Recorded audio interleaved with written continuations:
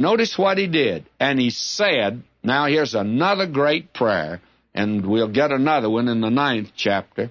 He says, I beseech thee, O Lord God of heaven, the great and terrible God. Now let's pause there for just a moment, because that word terrible there, that has been, I'm afraid, greatly misunderstood, and very frankly, it's been rather abused also. Really and truly, preachers ought not to be called reverend. You know what reverend means? It means terrible. Well, maybe I'm wrong. Maybe some of us should be called the terrible Mr. So-and-so. But actually, it was a name that applied to God, and it was a name given to ministers in the old days when they were held in high regard in the community.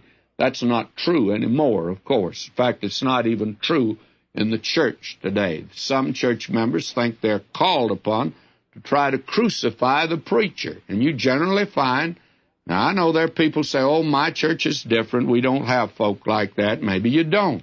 And thank God if you don't. But most churches I'm acquainted with have a little group, just a very small group, that try to crucify the preacher. And they generally do a bad job of it. They would call it a good job, but it is a very bad job. But in the old days, he was called reverend. That was a term of respect. But actually it means the terrible God, the one who incites terror.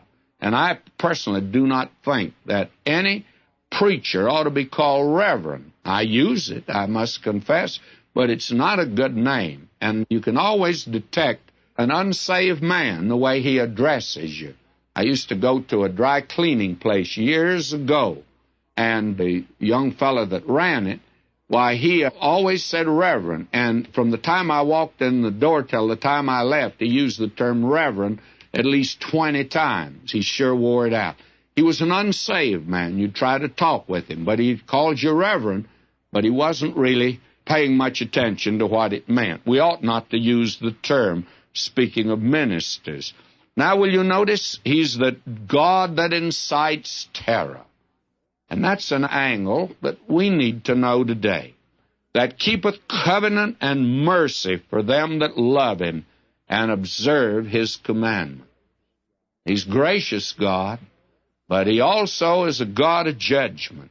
And then he says, let thine ears now be attentive, thine eyes open, that thou mayest hear the prayer of thy servant, which I pray before thee now, day and night, for the children of Israel, thy servants, and confess the sins of the children of Israel, which they have sinned? No, he says, which we have sinned against thee, both I and my father's house have sinned. Now this man, he nails it down. He said, I'm a sinner. My father's house is a sinner, and as a nation, we're a sinner. Now, how many times do you hear that today in any church where there is that kind of confession of sin? And this man, Nehemiah, he just dropped down to the pavement and he began to weep, and he began days of fasting and mourning and prayer.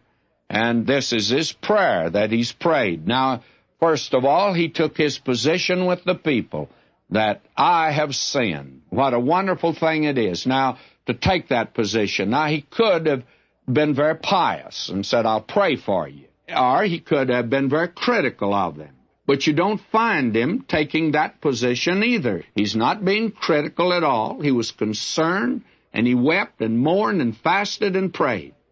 Now, I wonder if these days in which we live, if the critics today could only see this man and how he approached the problem.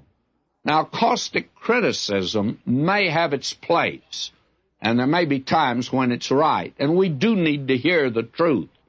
But if your criticism does not stir you, does not affect you, doesn't concern you, then leave it alone. I suppose the harshest critic in the Bible was Jeremiah. They put him in the hoosgow. They put him in mud up to his armpits. His criticism burned like fire. It rankled in the soul of the wicked.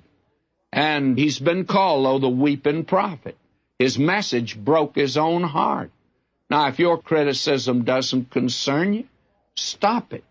There's too much talk and not enough tears. There's too many hard things and not enough soft hearts. You're not God's messenger if the message does not break your heart. He was concerned, this man Nehemiah. He was not critical, and he prayed.